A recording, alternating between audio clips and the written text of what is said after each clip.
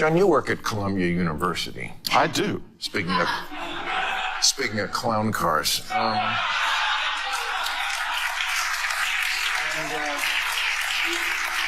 And Bill Maher invited a couple of overly progressive guests onto his show and didn't hold back when one of them made an absurdly woke statement.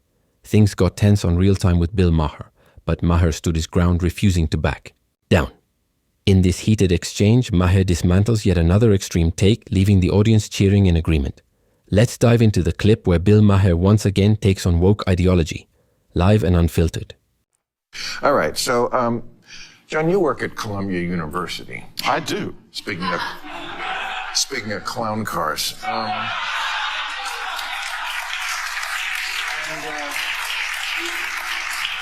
should say that I have been on a blissful sabbatical for the entire year. Lucky you. I only know so much, but go ahead. All right. Well, I mean, starting last week, Trump is going to war now on elite universities. Now, I cannot be a hypocrite. I went through my book that came out last year. It'll be out in paperback very soon.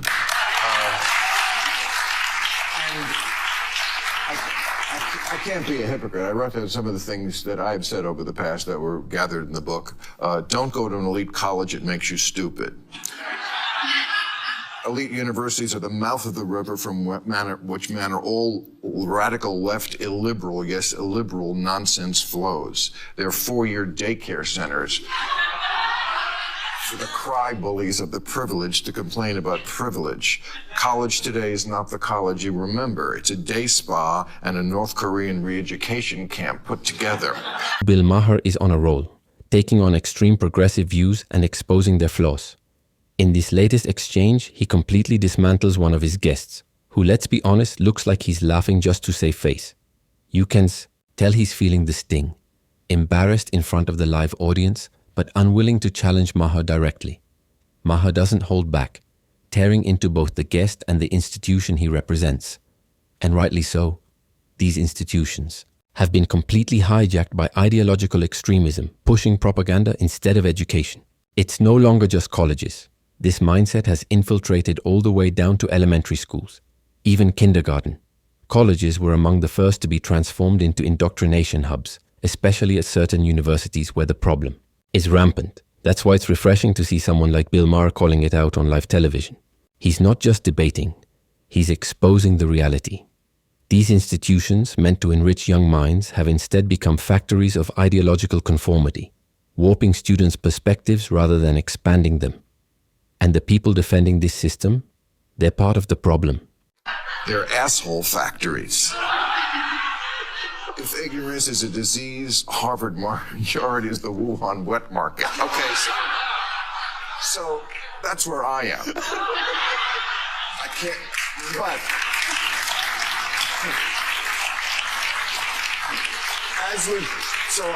I get the inclination, but as with most things now with this new administration, the way they do it, you can't do it by taking people off the street just because they wrote an op-ed pro-Palestinian. I'm not pro-Palestinian the way they see it either, but, or, you know, these people who are just disappeared because they have a tattoo. I'm so glad I don't have tattoos.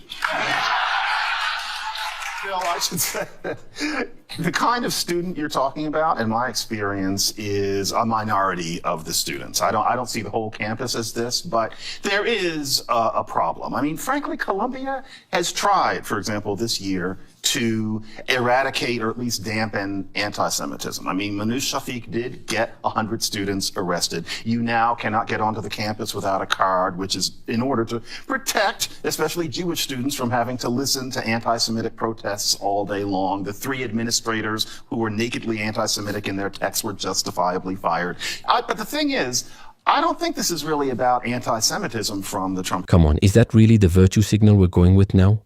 Our campus is tackling anti-Semitism. That's the big focus. There are so many more pressing issues these universities should be addressing, yet they're using anti-Semitism as a convenient talking point. It's nothing more than a distraction. Let's be real. Those students will be fine.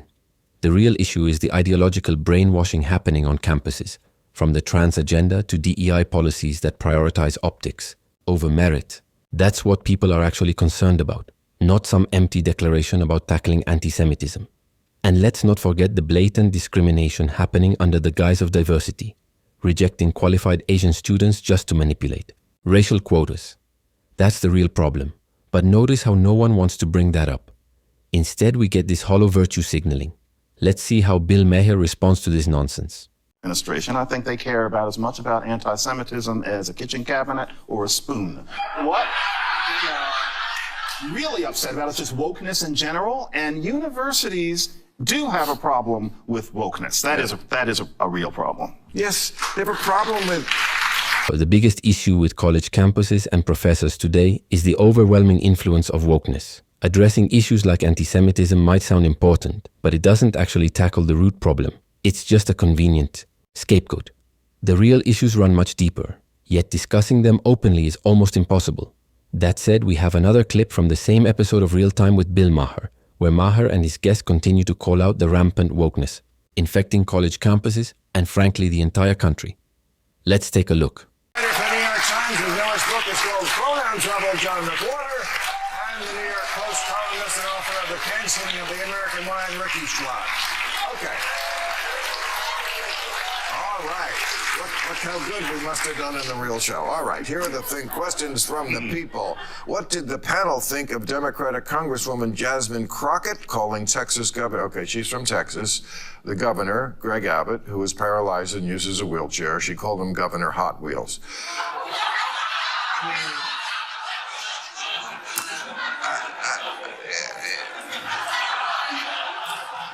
What do you think? Congressperson Crockett is part of the new trend where informality is okay, where formality used to reign. Okay, fine. That's been going on since the 60s. So her routine is that she wants to bring a little bit of what I might quaintly call the ghetto catfight into these spaces. I get it, bring a blaxploitation movie or something into Congress. Great, work it. But you do not make fun of the fact that somebody lives their life in a wheelchair. That doesn't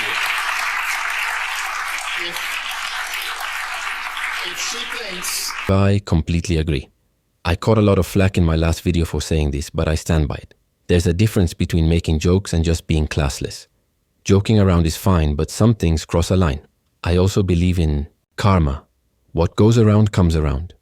Mocking someone for a disability isn't just mean-spirited, it's ridiculous.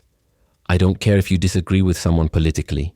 There are limits. For example, I would never mock Joe Biden just for his age or health. But let's be honest, some things he's done are objectively funny. Like the guy allegedly soiled himself on stage as the President of the United States. That's not funny, because of his condition. It's funny because a large portion of the country knowingly elected someone who might not be fully in control of his own body. That's what makes it absurd. But laughing at someone just because they're disabled, that's never been funny. I know some people will say, oh, it's just a joke. But not all jokes land the same way. Some are just tasteless. That being black and fabulous gives her a pass on that, then she's got a really unfortunate sense of what black is. Well, what do you think, Ricky? I think this is just an example of when they go low, we go lower. And the Democratic Party is going to lose if they try to use kind of MAGA world tactics back at them. I think that if the Democrats want to succeed in the future, they need to be the party that is normal, that are stand-up people, that do not take the cheap shots back.